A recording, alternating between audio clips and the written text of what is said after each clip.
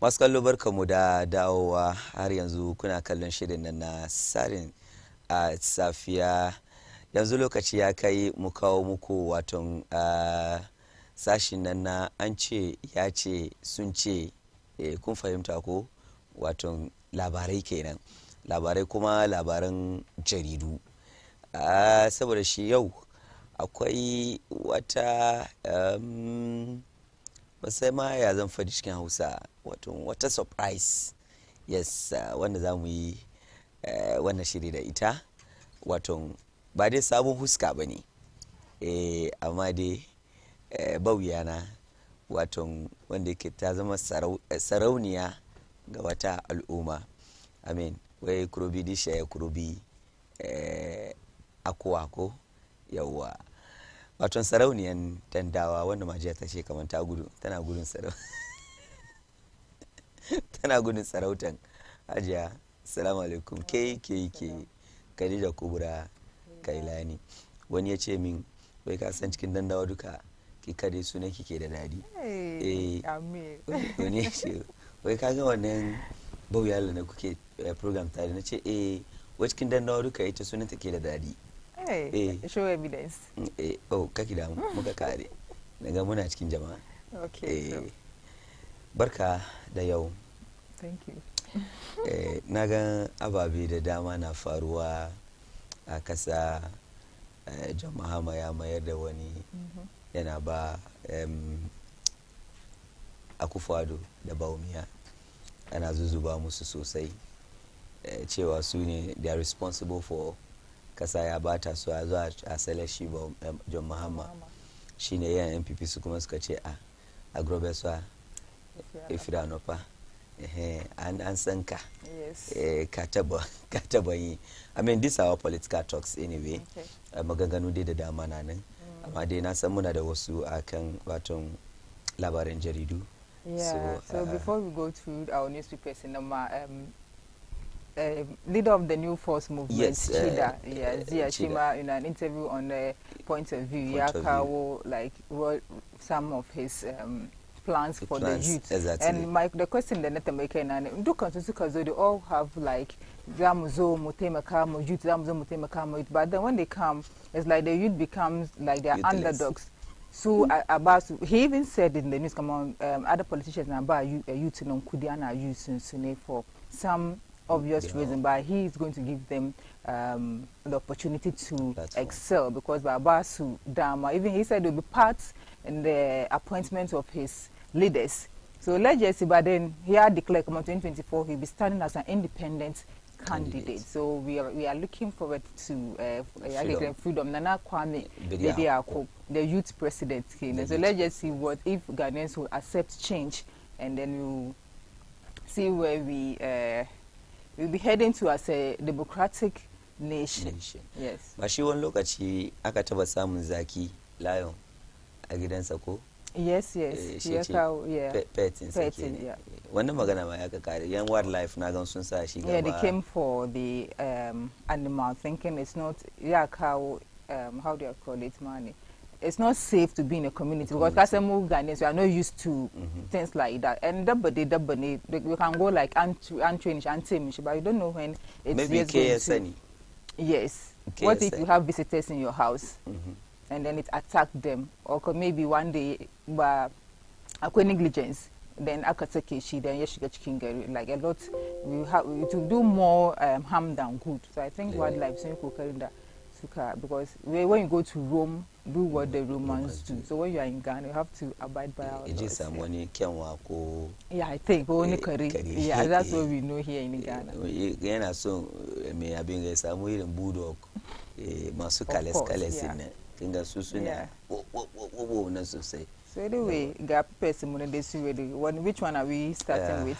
I think we should start with the daily guide. The daily guide. Okay. Yeah. So front page of the daily guide, I'm having it here, where Bawumia will erode NDC northern foothold. So this is it. Bawumia front page of the daily guide. Bawumia will erode NDC northern foothold. And we have wannan magana shi managing director na I think STC kenan wannan magana cewa MPP sun zabi wato the right candidates wanda yake zai ya jawo musu ainihin votes da yawa namu ne. Yeah, so still on the front page kuma we all know Men's Good ko over 1.4 million Ghana cedi in Men's Good witness where I invested over 1.4 million in Men's Good, says a witness. Some of the witnesses are in court to appeal for their Magadan. And so he was saying that here invest 1.4 million Ghana cedi. I think it would be nice if you go through the story a little bit, but that would be a page 3 the daily guide. And then Freddie Blay Kumawe Akufo-Addo on top of corruption fights. Really? Yeah. Freddie Blay Akufo-Addo na sama kenan ko akan yaki da cin hanci da rashawa, wato yaki yakan cin hanci da rashawa kenan. Akufo-Addo na sama inji Freddie Blay. Yeah, so let me take you back to the interview of Nana Kwame. He says he's going to fight corruption.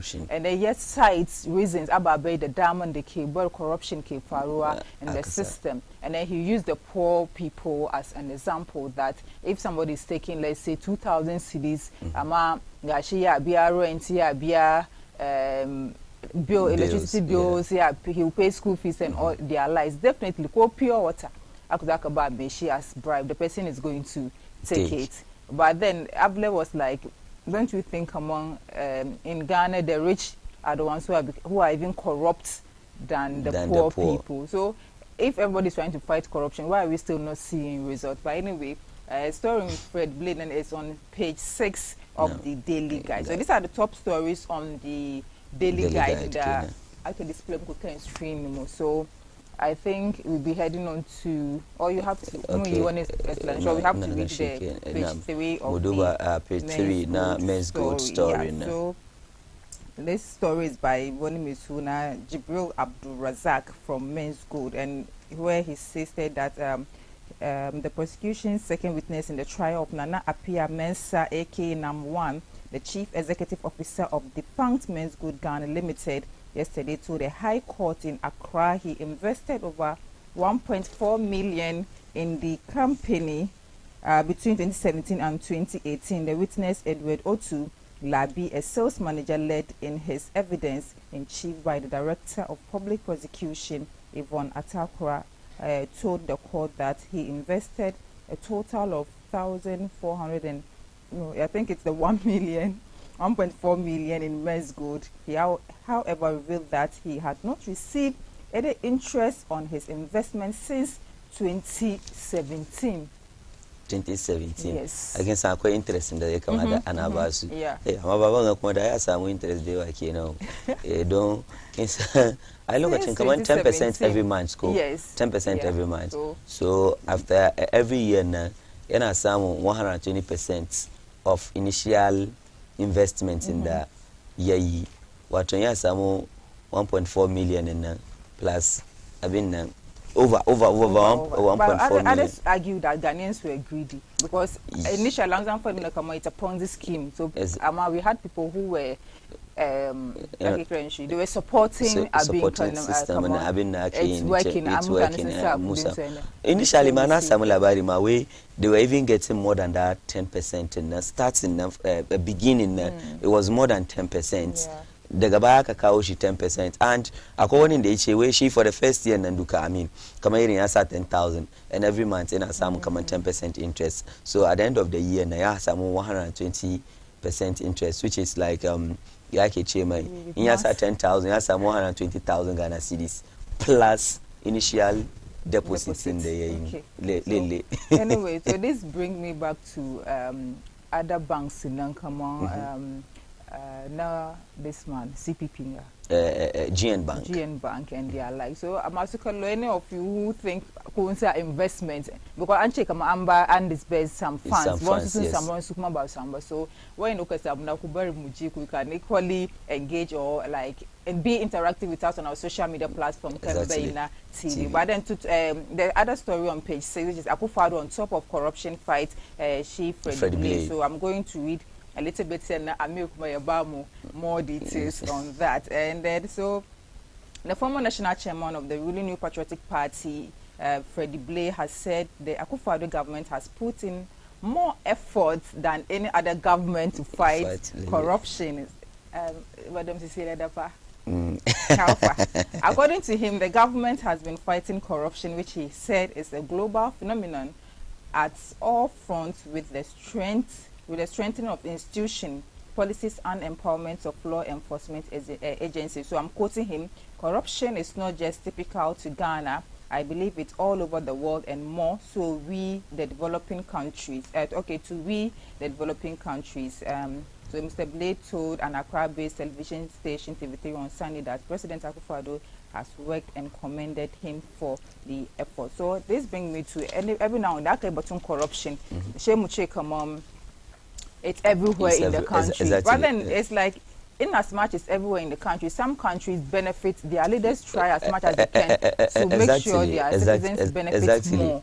But now they know it's the other way around. Okay, yanzu haka bakai kwana bakacha ya kabari yaranka sun yi kwana nyuwa suka kai magace kamar dubo hanga masu sun yi kwana nyuwa maybe su ba su da shi maybe kuma sun ci cikin daki baka sani ba ka gane ko she kaje kana yi su as an example. I mean, we are talking about kasamu akwai corruption. She kache mana kama ai wani wuri kuma akwai corruption. I mean, I don't really get it. So exactly. It's not clicking. Nace akwai corruption nanga. She kache ai ba kai kare wancan kuma na da corruption. Ina ruwa na da shi. That's the problem we have. We are talking about our issue. Do you understand? But come on, I'm not saying eradicating she totally, but let's we are talking try. about tackling the issue. So we are looking forward to our political leaders coming December 2024. We want to hear more of their manifestos and see what they how have to fight corruption. Yeah, because corruption in common. So now we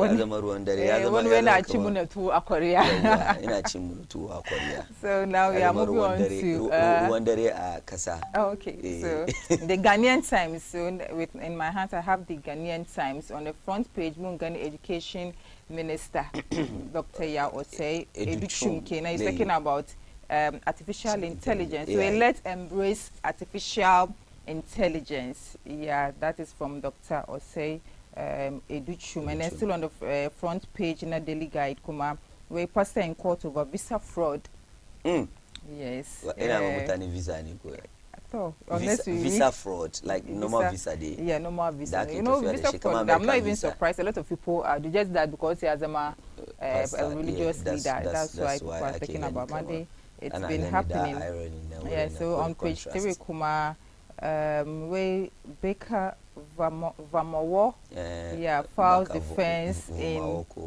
I have problem with mentioning his name, so I'm sorry. We won't have 10 million Ghana cedis defamation case, and then still on the front page, where Ghana Health Authority serves eviction order on Ghana. Is it Ghana Housing Authority? Serves eviction order on Adenta Dodowa Road reservation encroaches. So yeah, we're in the okay. You know, I don't know how to explain. Yes. Eviction order. Eviction, yeah, from Adenta Dodowa Road reservation. So that way, for the road, yeah. So so we have to reserve if you know you are there. And then back, the back, page, you know, there's Black Stars here. Where Black Star need favorable result against HMC's Houston. Yeah, we all knew what Black Star is up to. And Senegal road to victory over Gambia in group opener. You know, they are defending champions. Yeah, Senegal. So, yeah. Let's see if they can still hold on to their titles. Their titles. So this I think we have the daily graphic Kumashima. And so let's see the daily graphic. And I don't display my daily graphic. So my daily guide and Ghanaian Times Yes, akwe kuma daily graphic. The kuma watung she daily posts. Post. So on the front page of the daily post, Bungani Mahama says Ghana is broke and measured in promises. Yes, Mahama King. Ghana is broke. I'm measured in my promises, says former President Mahama. And then we can't wait to vote out NPP government. This is from the Abosokan spare parts dealers. And they, I think I saw that story. Yes, yeah, this happened yesterday. Young wana Abosokan now come last 8 years or so. Yeah, come on, they were really on top of issues. So come they Sumarama by they supported him a lot, especially ma and they able to take a tax waiver on their kaya. So they felt like this man is in for them. Mama they tough. What will happen has happened. So that is it on the Daily Post. And then where mass defection hits MPP in voter region. It's so on there. And then I think we for funeral right for 3 young siblings who died after bedbug. Yeah, this story there's a bedbug fumigation by uncle. By uncle, yeah. We sunje Christmas holidays. Yeah. So that in the house you can see the grandmothers and some magani bedbugs. Yeah, he come bedbugs in house. Yes. Kazunzumi. So they came to find them. Yeah, they came to find them unconscious. I could rush into hospital. Even with the grandmother, it seems she's in the intensive care unit. So they've lost the kids. This is a sad one. Yeah, I'm sure. Maybe seeing yes, yeah, I'm sure. Oh my God. I don't know if they might be asthmatic. Yes, she might can. Normally naka fumigation, but she can never eat. So mosquito spray da sauransu nan dai ba kai ka stay cikin yana da illa sosai sai dai in ka yi spray na it take wani lokaci, especially with this ones in the chemical ni direct like that. Oh wayo.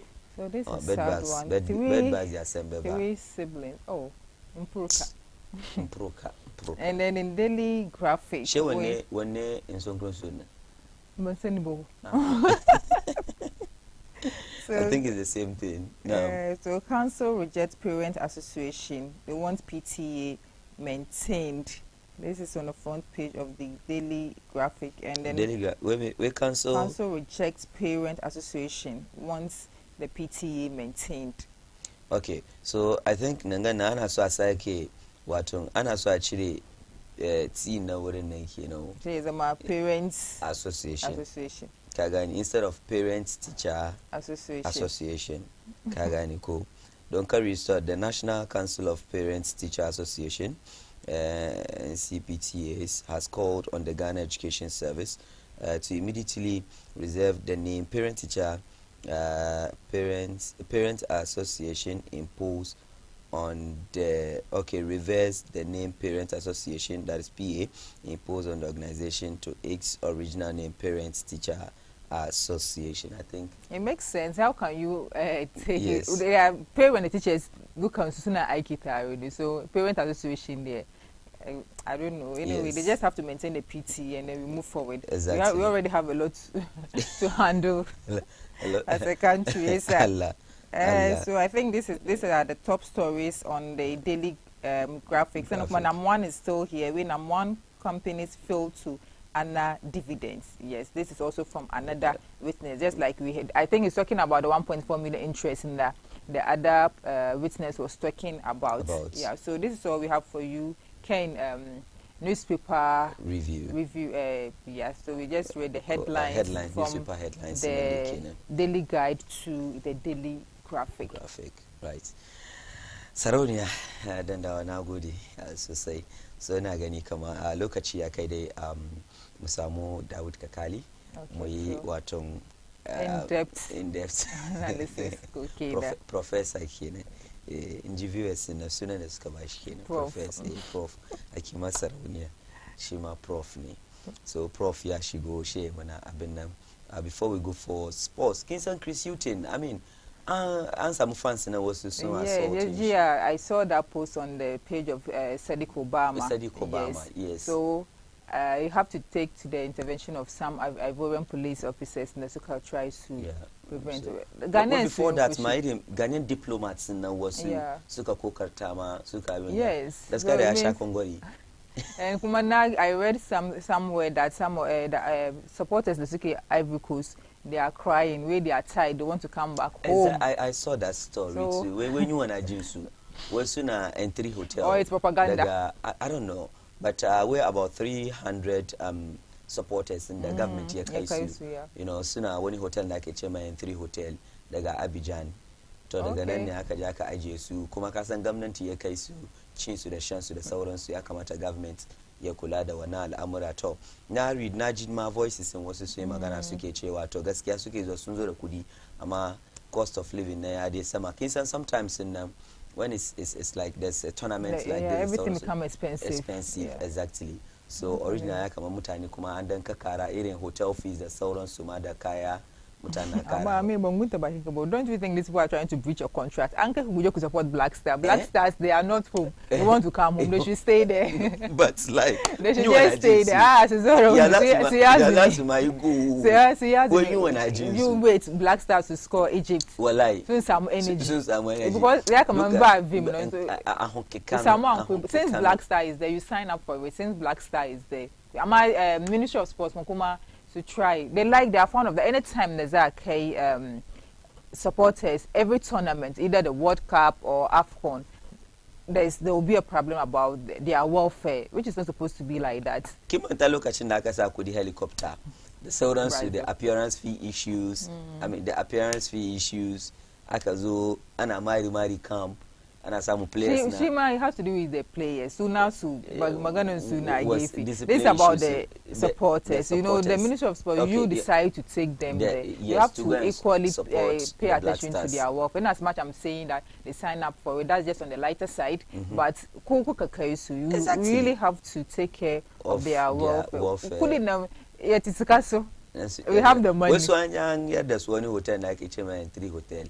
But so some of them to have experience, so they should have learned from their past experiences. In previously go with 100 cities for instance. This time around go with 300 or 400 because everything is doubled. And just like I mentioned, you sign up for it. You want to go and support the Black Stars. So go and support the Black Stars. When as much maybe most exit from the group stage today. I hope Black Stars supporters will not beat me in this house. Egypt 3-0. 3. Yes. Egypt no, you see, 3. Argentina. Saudi Arabia. Sunchi Argentina. You remember? But they had Messi, right? But our team is Messi. Have Kudus. So our is Messi. Holiday Saudi. You remember that holiday? I remember it very well. Lori, and that one was a fake news. Oh, okay. Yeah, it was a fake news. It didn't happen. Gani kama inde lokacin na yes thank you so much inda an sai musu lore dan na sun win cap na kowa ya samu flights dan da ma sun ba hajj ma ya zama free for everybody just kowa ya je hajji free but frankly inda sun win da mun ga wani abu duniya ga don you know Arabians suna son how do I even say suna son kaya da abin da zai kawo musu name yes they always want to be on top. Yes, but Arabians now the one I've been with them. Anyway. So right, Pari Muje Mudoki Watum discussion and then we come for the sports and probably political segment whereby we have look at shaking a one kashe gobara, kisa one kashe gobara. Next time one kashe gobara fire service. Oh, okay. One kashe gobara. Oh, I see. Fire outbreak gobara. So one kashe gobara. Right. So maskallo sare da Saronian Dandawa kenan muke ni na bata wannan title ko da ke bata so yanzu muna neman wani kudi kadan mu yi na dinnan insha Allah ku ci gaba da kallo muna zuwa kada ku tafi ko ina assalamu alaikum.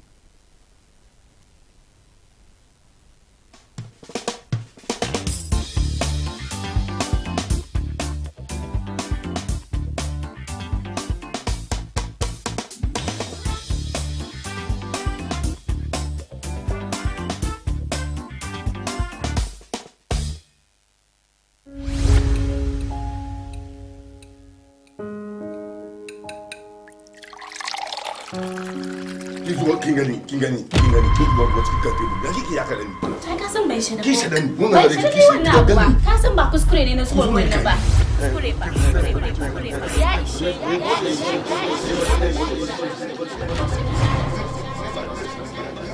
kowane lokaci aure ke zama shakatawa da zaman lafiya.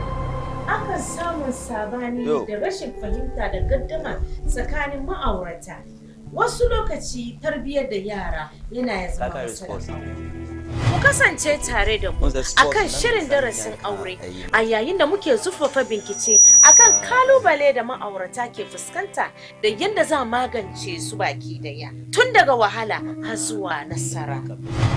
A wannan karo za mu kawo muku wani sabon salon akan shirin darasin aure kowace ranar Laraba karfe 4 da rana tare da ni Hajiya Munira Mahmud. Darasin aure headquarter duk lamuran aure duk baki.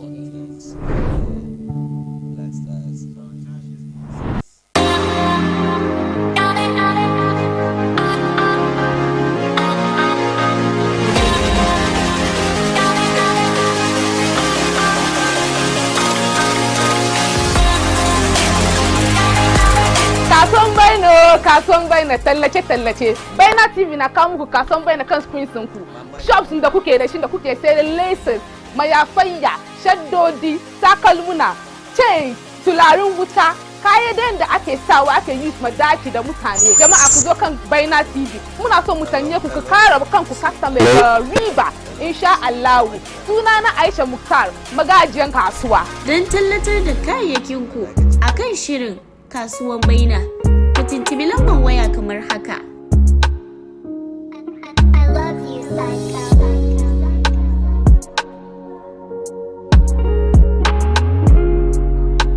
Even if it was the devil who should come and sit on top of us in Ghana, by virtue of certain procedures, certain practices, the devil cannot get away with doing whatever he wants. He will necessarily have to do what.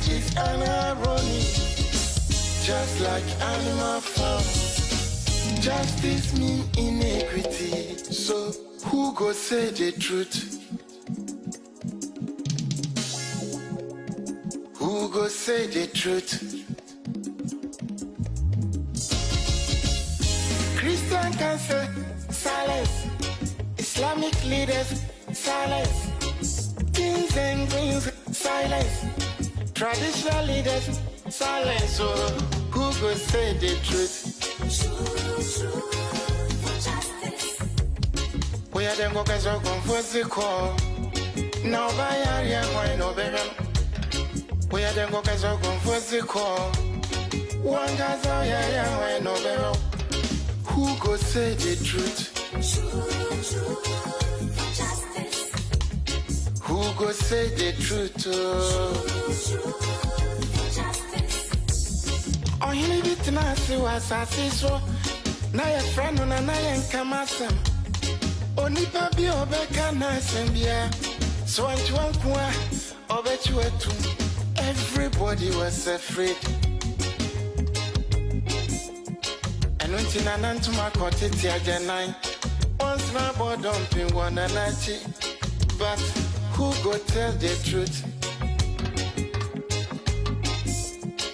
Nanai or say me. Nanso bien person beka wasam because everybody is afraid. Anya safwe muayini. Akuku drofo nyina danima. Enti who go say the truth? Right, barkamu da dawowa yanzu mun kawo professor a cikin studio. So Professor Muhammad Daud Kakali. Yeah. Okay. Muhammad Daud Kakali. That's the name. Ko Malam Muhammad Daud Kakali. To insha Allah. Wannan fata alheri ne. Shi Professor shi ma fata alheri ne ko viewers suka baka. To Allah ya sa mu dace. Amin amin. To ya gari al'amura ya news kuma. To news muna ciki. Okay, masha. Tunda su kaji da nan gari. Ana ta wasa mana turanci kowane da rana. Lasin na nan wani ya call ne ya ce wani baturi yake nan ka abin ga boye maka ko jiya ma wani ya send mini wani story tanda ta yi ina da shi kan fona kuma tana suna gwada maka evidence ya su ban ganna na wani send min wani news da ta hanka ya ce wai gaskiya akwai baturi a cikin so maskallo kowane 12 ko na rana muna da midday news a cikin turanci yes so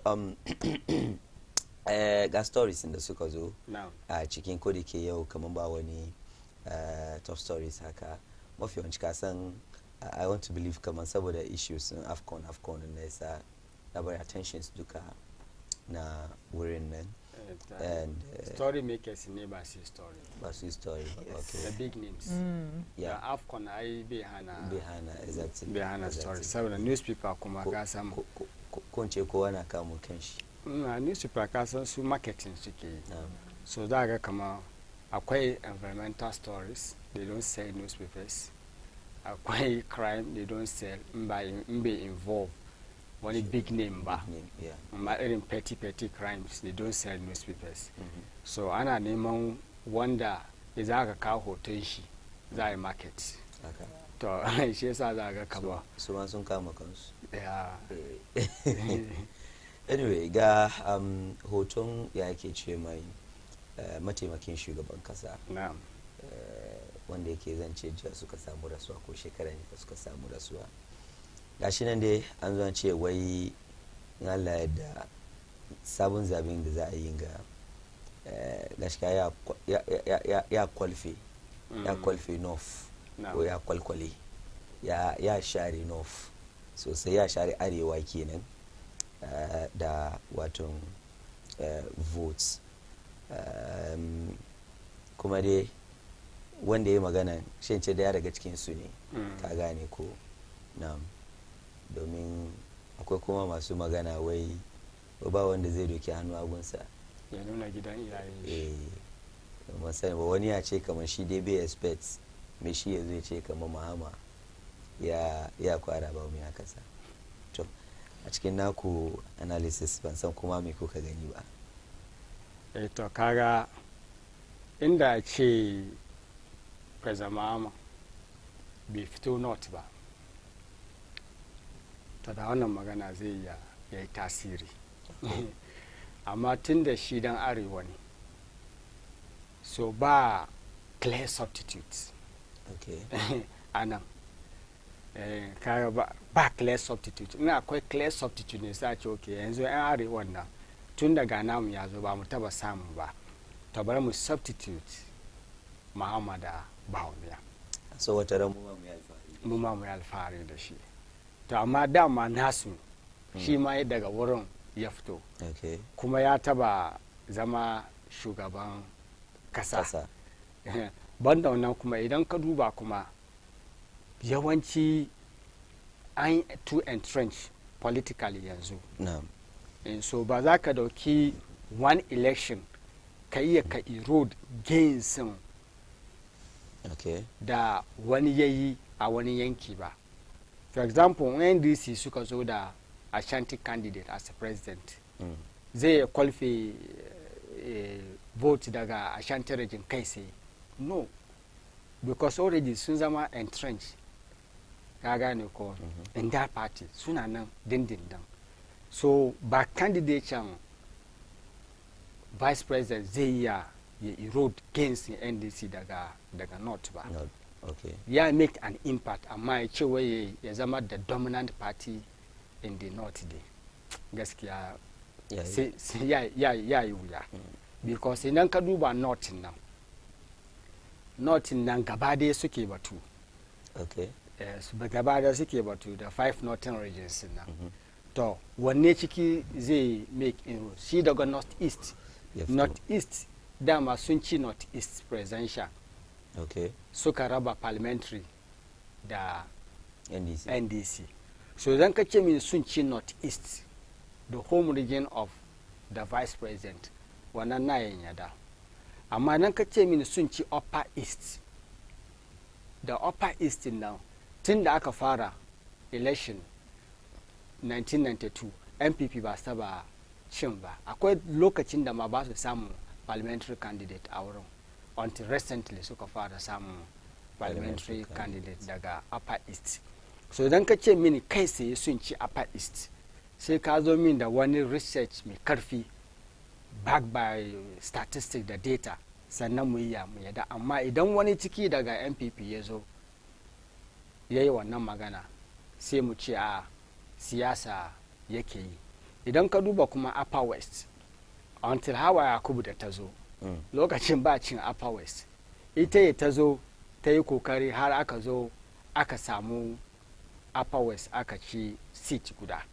Daga baya suka fara ci, amma recent election NDC ya sake kwalfewa.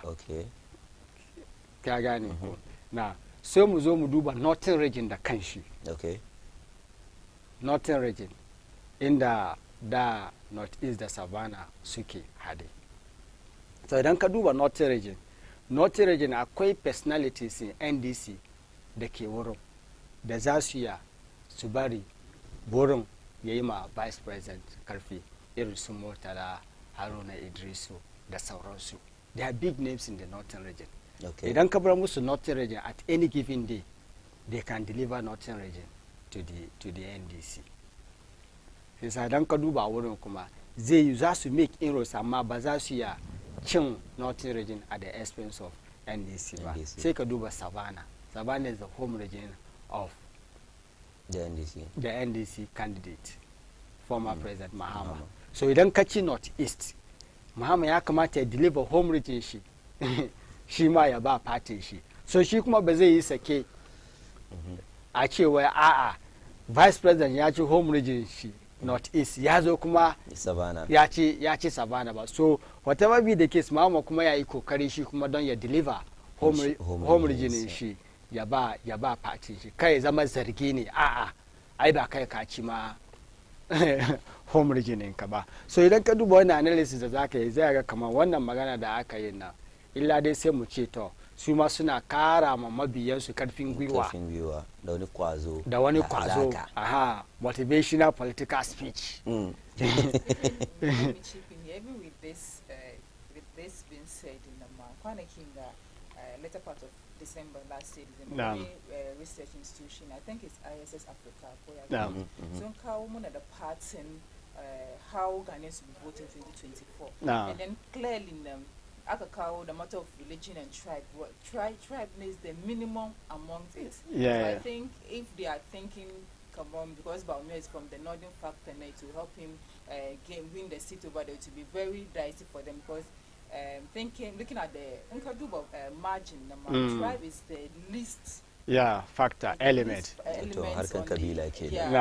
the bar, and then what we can just do more is about employment. So and then looking at it in the market about the NDC John Mahama 24-hour economy high rating, because people look at that and then vote. Religion is also on the low. Dealing with unemployment. Low, likewise, tribe. So these political parties should really pay attention. And that's the key. They are going to command so now to do key emotions and then religions to buy vote. But looking at the statistics, and then if they akazam vote, then it will affect them. They should go and come back again. And work on policies. I'm saying that there's no clear substitute. Okay. There's no in terms of the because region. the two of them duka kama arewa guda biyu. So baka ce kaman dama accept one bari one, because duka ne su wuri guda suka fito. Kowanne ya win. Yes, inda the NDC candidates ba dan arewa bane, of course da sun ce kaman to shikenan namu ne sun yi samu wani, amma this is a situation or in a situation whereby biyun su nan duka wuri guda suka fito. So I think people would rather look at the policies and whereby kaman da ta yi amfani da ko mutane suka yi amfani da 24-hour economy policies and it's a policy da yake su gani su suna kama it's aimed at dealing with unemployment na kasa, ka gane ko. So of course in a situation whereby unemployment dey ya zama abin da ya zama a kasa, Allah ya samu dace. Right. So ina gani kama da akwai muso mu wasu stories ma mukara ma dai lokaci tana hararan mu saboda shi mun danda sa aya anan. But before mu check matter Prof yayi magana about corruption fight where Akufo-Addo is on top of corruption, but then having some lump sum of money at home and I try to investigate issue now as I check my yak matter bury it's something as to the point telling us that the government is on top of fighting. When issues come like this, I call a number play between the Attorney General the Kuma she OSP agane ko when check kaza she won kuma ya ce kaza mafi yawanci ya kamata prophet to kaga shi in aka ce institutions kaga yayi kokari da ya create office of the special prosecutor wannan ya kamata commend him for that. Yes, I yaba mai for that amma kuma sai ya rage mai karfi a yaba ma shi president shugaban kasa to shugaban kasa muna yaba maka da safin ga kai kokari da ka kirkiro wato ofishin mai sauraron kara musamman ko ce shi addini wai na malamal bin ya so yana da niyyar yin amma niyyar ya kan ciyanci da rashin to kaga shi kaga abin da ke damun mu shine da ba mu mun decouple the Attorney General from the Minister of Justice. Yes. Kaga idan muka decouple wannan to lokacin nan an ya power nan na justice nan sai zo kan wurin special OSP. Amma creation of office of special prosecutor is not enough kace kaman kana fight corruption. Sai san ka duba corruption perception da ke outside da ke cikin environment na da ke Ghana agents da clever because cases in da aka zo duka bai yi tasiri ba. Duba example cases da available ko menene da shi da senior minister haka je har Supreme Court su da good against the past government nan yanzu kuma is being leveled against this present this present government. Kind of it's even worse in this government. So one the former chairman ne former chairman na MPP ne. So idan ka tambaye shi corruption matter he will not indict his party. Amma inda ce kamar wani independent body ne yazo ya duba corruption da ya happen lokacin Mahama nawa ne aka yi aka fight to sai mu ga kamar ya compare da na current government sai mu ce now the current president is on top of fighting corruption. Amma if a former chairman yazo ya ce don carry the statement nan duka the office of special prosecutor ne yake highlight kamar by creation of that office is fighting corruption. And most of the ministers has been submitted to various institutions for proving to amma kuma bai tasiri ba wanda aka kai duka tun lokacin su alantramatin da aka yi. Yes. So now when he's serious about it, Anna freeze. So the point the special prosecutor have to come out to talk. Kamaya Kamata try differentiate. Now I can soon. It's a bit make how much interference. So soon you could create one now official. Amma Chiswe Misubia couldn't and look at the present years.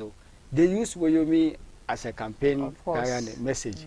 Amma because they couldn't pursue that issue. So quite litany of corruption issues that by ear I'm pursuing. Earlier, we were talking about the new force leader, Gina Kwambi, talking about this same corruption. He says in Yezo, fight corruption. It's like all these people, and then he will be standing as an independent candidate. So now let's say he's not affiliated to NDC, neither MPP. So he also as independent, he's talking about corruption. And he even cited an example, Ghana, the poor are those who are more corrupt. And then he's going to make sure, fight all these things. And even the interview have to ask him, they are the ones amassing the public wealth more. But it has to do with fighting it very well. And this brings me back to Maganashi, Freddie Blay, where they say we want to fight corruption. All these political leaders want to fight corruption. But Akazu, so what is the main problem? What is the main issue here? kaga president su yanzu da akwai case ma da su case na to force da su college da sauran su ga su opuni duka suna court kaga ne suna court sannan kuma akwai current members of this administration kuma su ma suna court but yanda za a samu judgment in favor of the state I proven kama indeed sun involve kansu in act of corruption wanda ya detrimental to the progress of the country ba kai wannan ba although akwai cases da ake trying ka duba su opuni former cocoa board CEO akwai college dauda batun saglame nan sannan kuma akwai atu forcing batun ambulance da sauransu duka suna court so idan ka duba wannan cases in high profile cases da ake pursue daga court ka ce government is fighting corruption amma 3 years ko 3 years on ba wani judgment da muka samu in favor of the state. Yes. In favor of the state. At the end you go like it's nothing. So they need to at the end up their game. Or should we say it's better akasamu special prosecutor who is an independent body. Ko president can she appoint, it should be from the people. No, that's the law. That's our constitution. America matter ye decouple.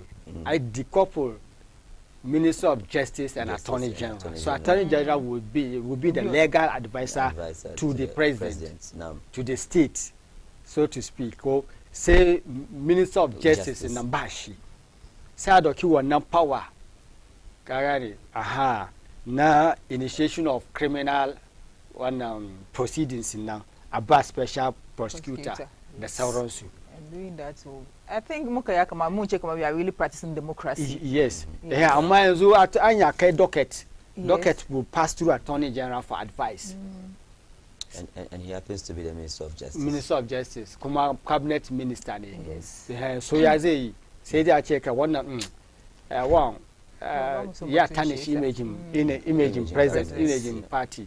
So say docket kawa asawa nori. Government has no interest. The state has no interest. So ya otamakulu ya ce next president da zai zo ya kama appointees current administration ya kulle saboda suna sayin gida daga Pejasi Lodge da sauransu. So in ka auna magana ya wata da Fred Blay su duka manyan mutane na jami'an MPP to nawa ne zamu dauki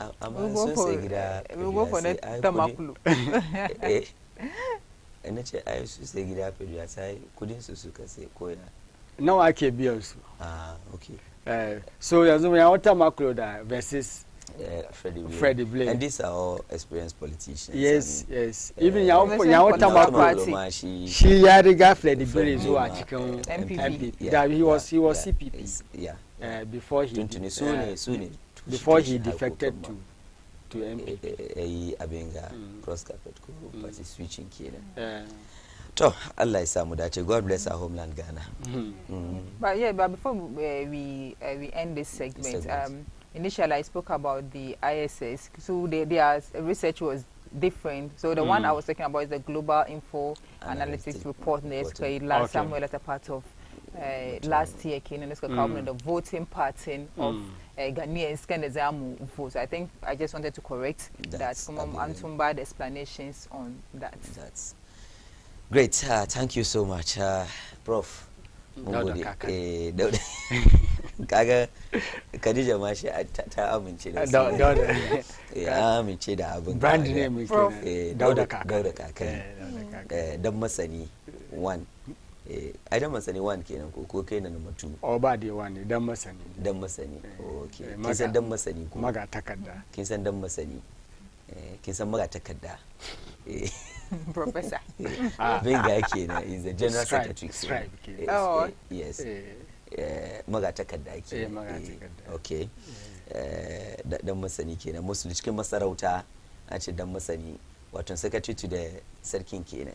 Ke understand shi ke handle issues sun batun karce da rubuce da komai dai batun administration suna da wani suna da santawa ke kiran shi, yana da suna Karachi Works nan shine Karachin ya ake ce mai sarki yawa. To muga don masani Allah ya kiyaye ka tare da ku. Right, so jama'a masu kallo yanzu za mu je mu kawo watan sports. Abidjan kin sa Messi ya win wani abin ga ko yan Barcelona na ta kuwa suna ta kuwa wai Messi kaza ba yi bane. Pep Guardiola shi ma ya samu abin gan wani. Da mu je mu kawo labarin, amma ka duba 3 mutanen da suka samu awards na duka da coach of the year, women player of the year, men's player of the year, duka kuma sun zama irin Barcelona.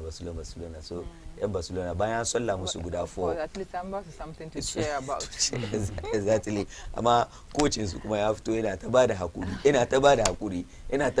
Javi na ta bada hakuri. Yana kamar ka san kuma abin da ke da ji ba Spain aka ci su ba, can Saudi Arabia suka hau flight daga Spain suka je Saudiya aka ci su. Malam irin haka in aka zo gida ya kake zuwa gida kan da kai ka je haka sai irin Najeriya kenan 2000 suka zo Ghana da Ghana ya ci su sai aka ce kasu zo gida sai kowa je club aka je airport ana jiran su wai za musu duka don ba Najeriya ba Ghana ya ci ka kuma wani abu ne ba wani agogo ya ci su ba su understand ba wani Uganda ko wani Rwanda wallahi ko wani Sudan ko Sao Tome Principe na gode suka ci ka Ghana ya ci ka kuma ka ce ka buga mutum kuma shi ke host abun ka ce wai me yasa ya ci ka Ghana ma sun taba wallahi kuma Ghana sun gaci mun kamar mu yi ma I think Brazil 2024 na mun World Cup kasu ko ya duki flight ya wuce je club assalamu alaikum an gama yawo. To Allah ya samu dace. So irin Barcelona su ma amma su dai sun hau flight su je Spain ya za yi. So mun kawo muku wayannan labarai dilla kan waton sashin nan na wasanni in mun dawo gabanin mu shiga cikin tattaunawa na 'yan siyasa da kan shi ku kasance tare da mu. Malam mun gode. Assalamu alaikum.